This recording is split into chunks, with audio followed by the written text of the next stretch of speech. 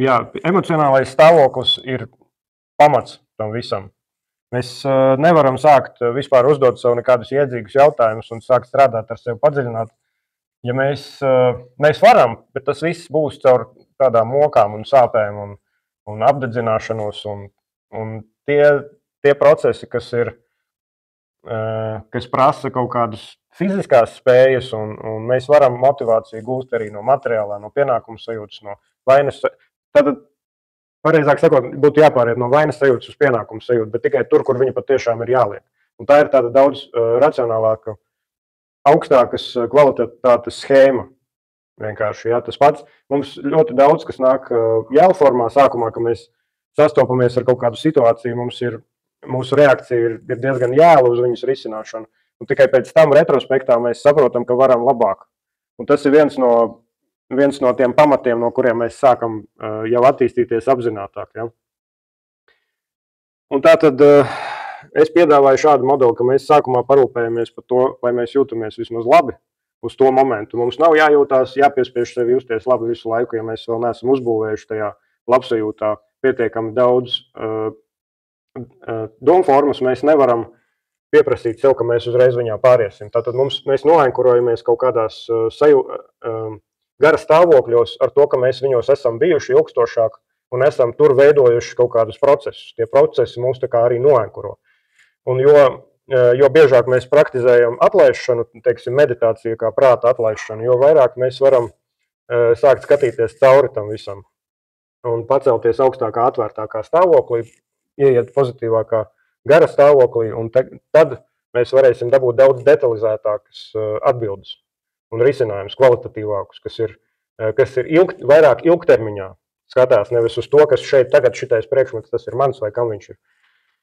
Ja cīņa pa kaut kādiem resursiem, tas viss ir tā pati atmosfēra, var notikt tā pati situācija var tikt atrisināta ar daudz kvalitatīvākiem risinājumiem, ja cilvēki nav iespringuši uz to, kā to materiālajiem aspektiem. Mēs ņemam materiālos aspektus kā ļoti svarīgu resursu, bet ir citi vēl svarīgi resursi. Un atkarībā no situācijas mums ir jāiemācās arī attīstīt citi resursi, jo ja mēs redzēsim tikai naudu caur kaut kādu naudas trūkumu, tad mēs aizmirsīsim to, ka mums ir jāattīst kvalitatīvas attiecības ar cilvēkiem, un cilvēki mums ļoti bieži palīdz tādos veidos, kas ir pilnīgi negaidīti. Tikai tāpēc, ka mans mazais, es kā piedzīvotājs nesaskatu tur tālākus notikumus, tas nenozīmē, ka tālāk man ir jāuztraucās par to, kas tālāk notiks. Mans uzdevums ir piedzīvot pasauli, izbaudīt viņu, būt labā gara stāvoklī. Un tikai tad es varu uz tās bāzes jau veidot kvalitatīvākas attiecības ar sevi, ar savām augstākajām spējām, teiksim tā, un arī citiem cilvēkiem. Bet jāsāk ir pašam ar sevi, jāsaprot savas motivācijas un jātiek galā ar to, kas es esmu, kāpēc es esmu. Jā. Nu, tie varbūt arī ļoti tādi bezgalīgi risināmi jautājumi, bet jebkurš pozitīvs modelis, kaut arī modelis nav realitāte, tas ir vienkārši karte, kura palīdz orientēties. Karte nav teritorija, ja? Mēs nevaram staigāt pa karti, bet šis ir variants, kā mēs varam sākt kaut ko darīt un strādāt un orientēties tajā visā. Tātad pareizo jautājumu uzdošana ir māksla, un mums ir jāiemācās arī atvērties uz atbilžu saņemšanu. Un tas ir atkal atkarīgs no gara stāvokļa. Tas ir atvērtības stāvoklis, uzticības stāvoklis, jo, ja mēs mēģinām iespringt ar prātu, tagadējo prātu, kas ir izveidots, lai strādātu ar fizisko pasauli un pat sociālo pasauli, mēs pilnībā nedomājam tajos slāņos, kuros ir vislielākās jaudas. Un tie slāņi viņiem ir daudz smalkākas frekvences un daudz sarežģītākas patērnas risinājumu, lielāki termiņi, jo tajā no tā aspekta nav laika. Ja tu ieej tajā aspektā, kur tu esi ārpus laika, tad tu vari daudz vairāk atrisināt jautājumus, kas nav saistīti ar iespringšanu, kas notiks tagad, kas notiks nākamnedēļ, ko es darīšu rīt, ko es ēdīšu un viss šitais. Protams, kad vislabāk ir iemācīties atrisināt arī tos fiziskos aspektus. Es nerunāju par slinkumu, es nerunāju par to, ka mums vajadzētu neko nedarīt, gulēt zālītē. Tas nestrādās. Ir tīpaši mūsu platuma grāmatos. Es runāju par to, ka tad, kad mēs izstrādājam savus spējas, kas ļauj mums izdzīvot fiziski. Mums ir jāiemācās arī uzticēties vienlaicīgi tam, ka ir lietas, ko mēs kontrolējam, un ir lietas, ko mums vienkārši jāatlaiž. Jo, ja mēs mēģinām grābt visu, pieķerties un kontrolēt visu, kas ir notiek, mums ir pārāk pilnas rokas, mums ir pilna galva, un mēs visu laiku staigājam ar smagumu, pamatīgu stresu. Tātad, ja es spēju iziet ārā no tā stāvokļa, atlaist kaut vai uz 5 minūtēm, atlaist, cik es varu no tā, kas notiek. Mēs uzreiz sākam celties augstāk frekvencēs uztveres. Mēs sākam atbrīvot savu uztveres mehānismu, telpu no tā, kas ir tajā sekundītē, ja? Un mēs sākam atbrīvoties un uztvert daudz plašākas un ilgāka termiņa idejas. Un mums tas vienkārši nāk ot šitā, tad, kad mums vajag. Un kāpēc ir modelis arī, kā tas strādā, un tas ir balstīts uz to, ka mēs esam ļoti maza daļa no tātad mana personība, mans ego, mans tas cilvēka mehānisms, ķermenis, tas ir ļoti maza daļa no tā, kas es patiesībā esmu. Bet kā piedzīvotājam man ir jāizdzīvo tā linearitātes sajūta, ka laiks ir lineārs, ka viņš iet tā, kā viņš tā kā ir sākums un ir beigas, un ir viss tas pa vidu ir sakārtots tā kā notikuma ķēdītē. Ja? Un mēs zinām, ka tā ir ilūzija, principā. Un arī tad, kad mēs iemācāmies tikt tajos stāvokļos, kur mēs redzam, ka tā ir ilūzija, mēs arī saprotam, ka tā ilūzija ir nopietnas uzdevums, un kad tas nopietnais uzdevums īstenībā ir spēle un rotaļa. Tad vienlaicīgi ir gan nopietnība, gan arī brīvība. Dvēsele attīstīsies tāpat, tas lielais kopējais, kas ir cilvēks. Ja? Bet tev tagad šeit ir ļoti svarīga funkcija iemācīties attīstīt to mazo gabaliņu, kas ir lielais spēlē, kas spēlē spēli. Jo viņam ir, viņš tā kā sākumā iemet sevi galīgajā tumsā un pamazām rokās uz augšu, uz atvērtību un smalkākām uztveres frekvencēm. Un tas ir super svarīgi, jo mēs apgūstam ļoti dažādas risinājumu schēmas, sajūtu schēmas un iemācāmies baudīt lietas, kas vispār eksistē, ja, visu eksistenci. Un iemācāmies, pēc tam, ka mēs to apgūstam, mums ir daudz interesantāk vispār būt. Un mums ir daudz plašākas paletes ar risinājumiem, ko mēs varam arī rādīt citiem. Un tas ceļš ir ļoti augsts un tāls, un mēs nevaram no šīs apziņas stāvokļa redzēt visus stāvus, bet ir aptuveni modeli cilvēki veido, un viņš pamazām sāk rezonēt un veidot kaut kādu kopējo tēlu par to, kā tā dvēseles mehānika strādā. Man tas ir ļoti interesanti, un es vienkārši dodu savu perspektīvu, un atkal karte nav teritorija. Tas ir vienkārši mana versija, kā orientēties tajā, kas man strādā, un varbūt arī strādās tev.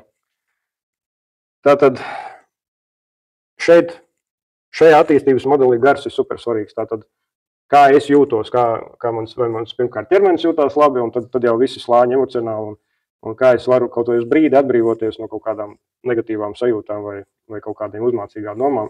Un te ir ļoti svarīgi iemācīties meditēt kaut vai mazu brīdi atslābināt domu mākoni. Tātad tad baigi svarīgi ir sākt uzdot pareizos jautājumus. Un uz pareiziem jautājumiem principā ir balstīts viss šis attīstības modelis. Tātad tas ir pieņēmums, ka ja es pareizi nodefinēšu jautājumu un sevi uzdošu, man nevar neatbildēt.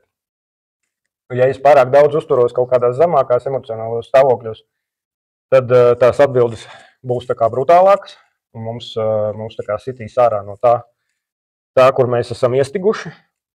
Un tad, ja mēs iemācāmies laist vaļā tos negatīvos stāvokļus un pamazām jūtamies bez iemesla aizvien labāk, tad mums jau dod smalkākas un plašākas tās idejas un risinājumus, un atmiņa strādā savādāk. Ja? Pēkšņi es varu atcerēties, šitais nodarbojās ar to, varbūt es varu paprasīt viņam palīdzību un palīdzēt viņam ar kaut ko citu. Ja? Tātad veidojās plašāks uztveres lauks, ja? Tas, kas jau ieslēdz vairāk cilvēkus, un man nav jācīnās ar kaut kādu vienu realitātes aspektu.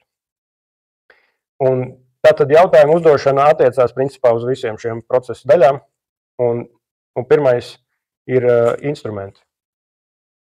Tātad, kādi instrumenti man ir jāapgūst, lai es varētu atrisināt kaut kādu ciklisku procesu, jo viss ir process, arī šis galds ir process, viņš kaut kad ir izveidojies un kaut kad degradēsies. Vienkārši no mūsu uztveres ātruma liekas, ka šis ir kaut kāds objekts, statiska lieta, ka viņš nekad nemainīsies. Ja? Tātad arī cilvēkam nav īpašību, viņam ir procesi.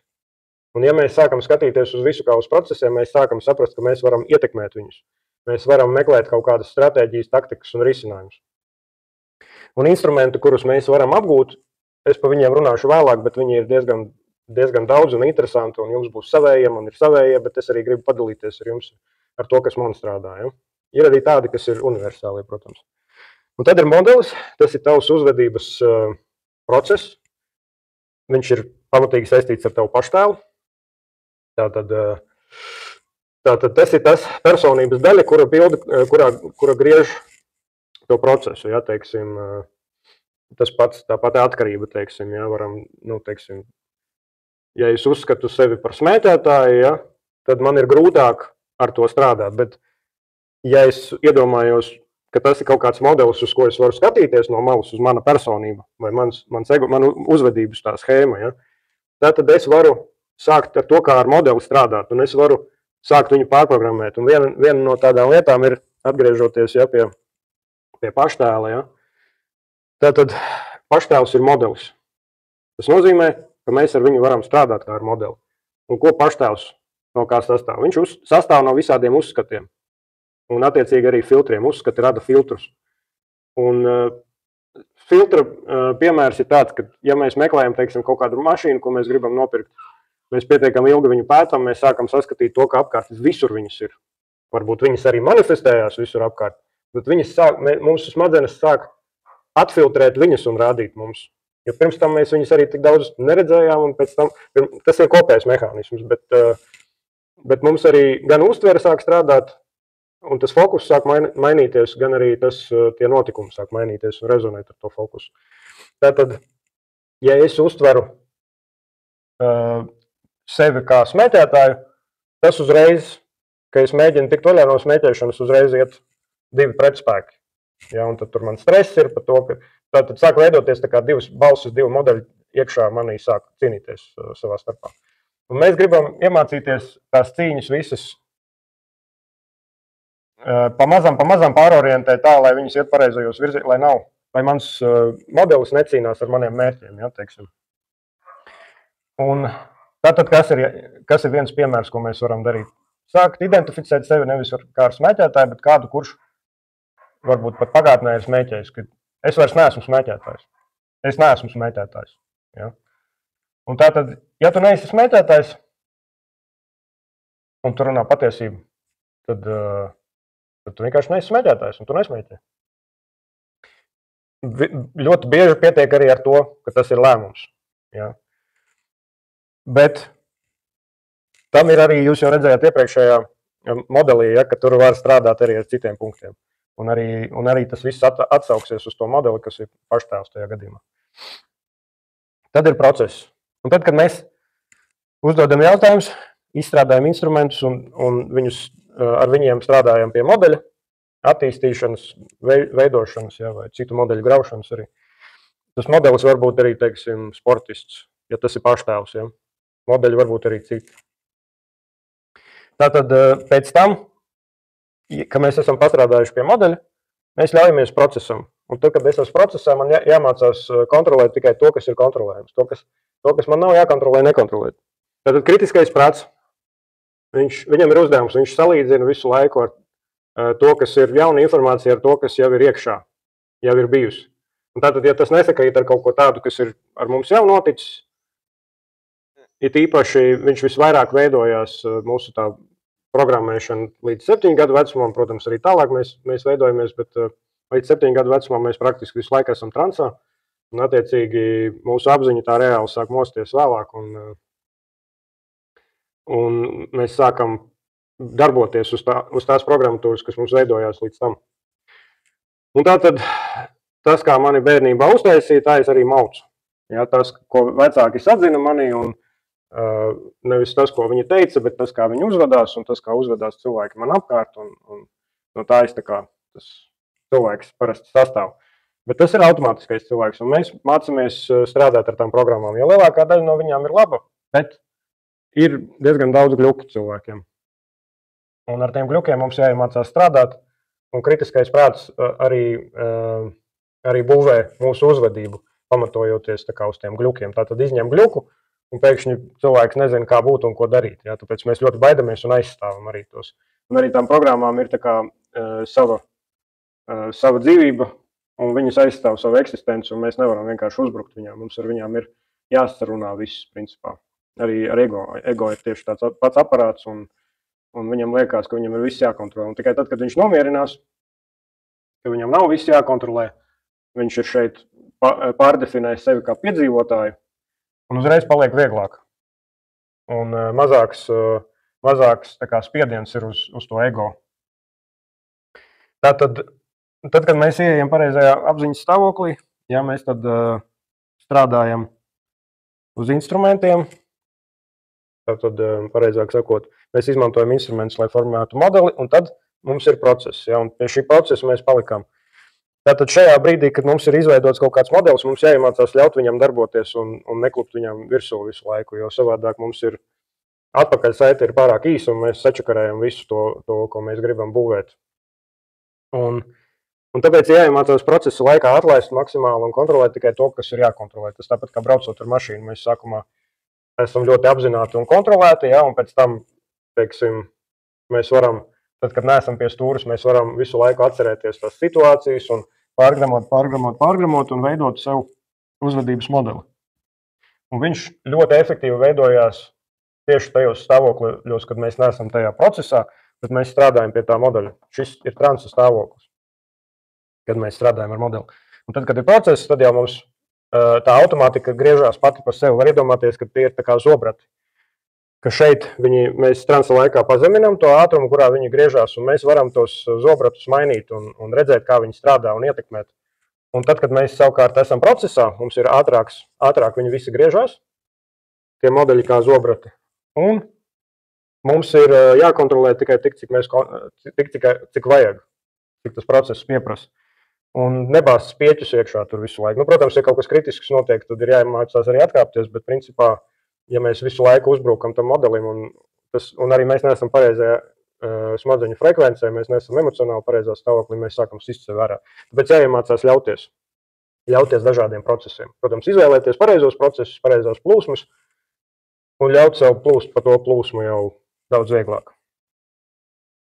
Tātad pēc tam, kad process ir veikts, tad mums ir atpakaļsaite, un tas ir jādara caur ļoti arī tādu pozitīvu emocionālo stāvokli.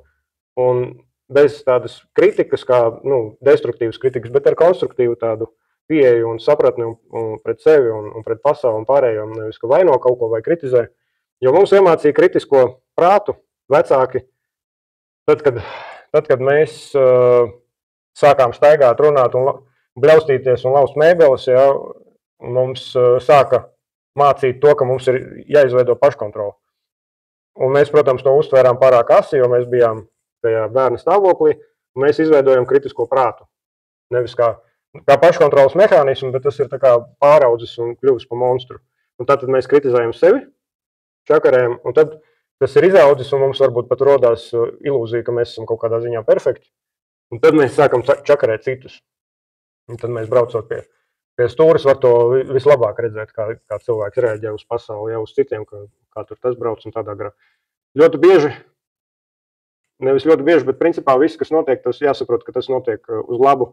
Un ja pat tu redzi kaut kādus izaicinājumus vai tevi piebremzē kaut kur, tad ir jāļaujās tam visam. Tas ir grūti iemācīties varbūt to darīt, bet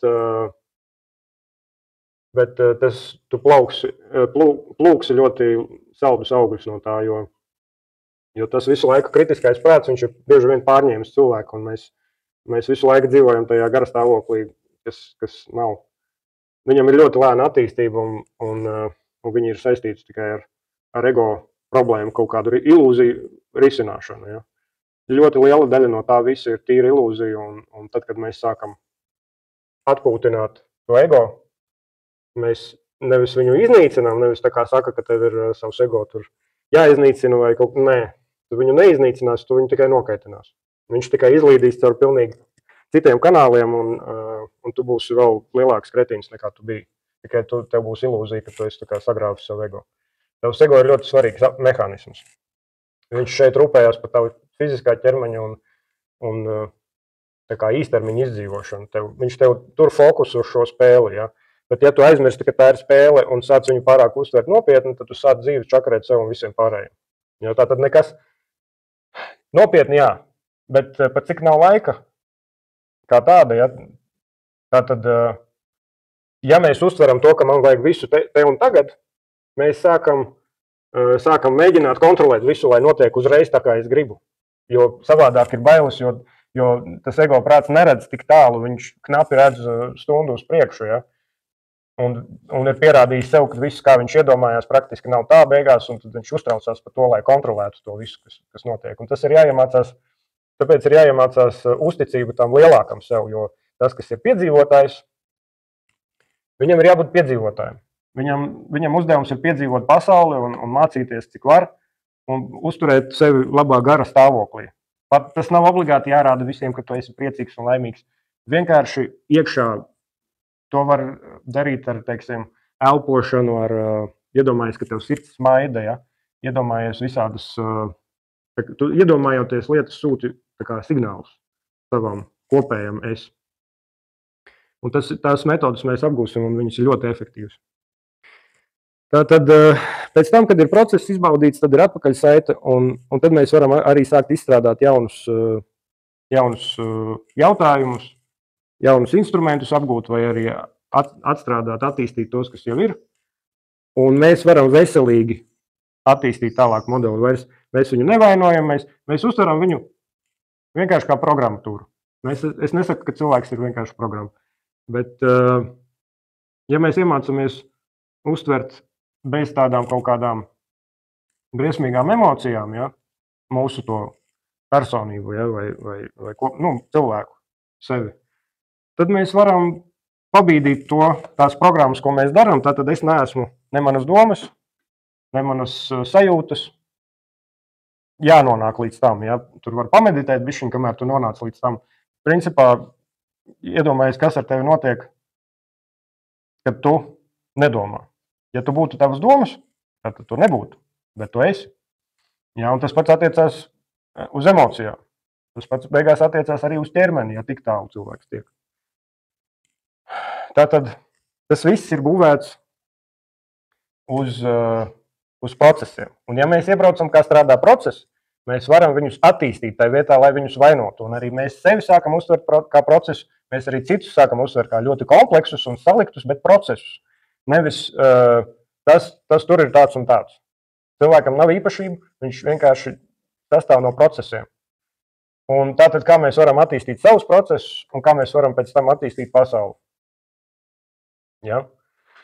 Tātad sākumā emocionālais stāvoklis pareizais, pie kā mums ir jāstrādā. Mēs, protams, strādājam ar visiem tiem komponentiem tad, kad viņi ir, un mēs nevaram pieprasīt no sevis uzreiz justies labi, bet mums ir pie tā jāstrādā, jo tā ir ļoti svarīga komponenta. Un arī mums jautājumi sāks palikt jau tīrāki, dzidrāki, interesantāki, un nevienmēr mēs saņemsim atbildes, jo mums tā uztvere arī ir tāda, kāda viņi ir tam. Tas prātiņš ir mazs salīdzinoši ar kopējo apziņu.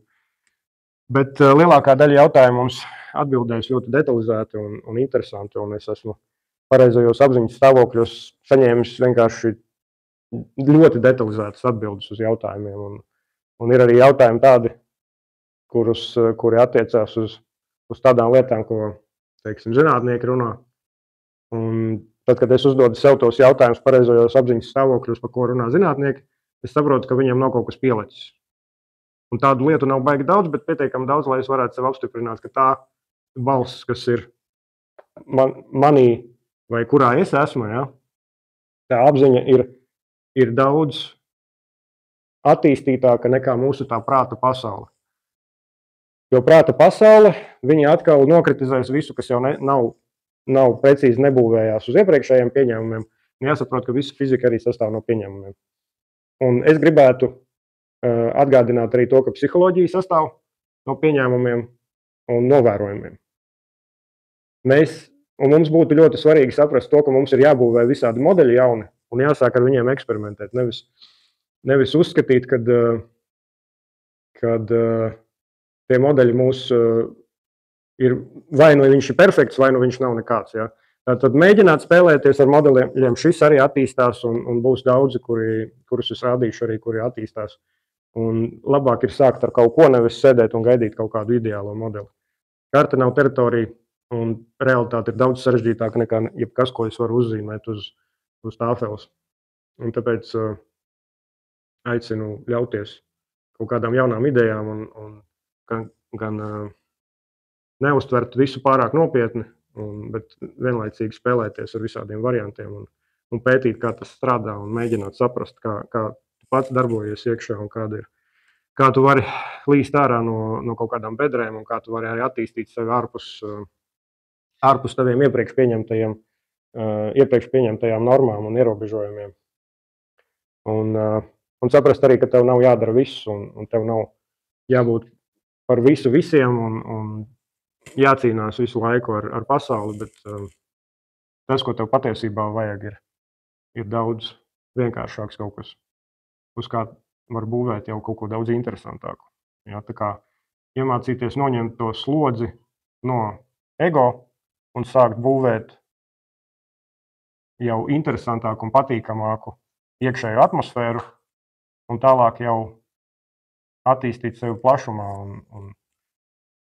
un spēt iemācīties izbaudīt pasauli tādu, kādu viņi ir domāti, nevis tādu, kādu mēs esam ar ieciklēšanos uz tikai izdzīvošanu radījuši.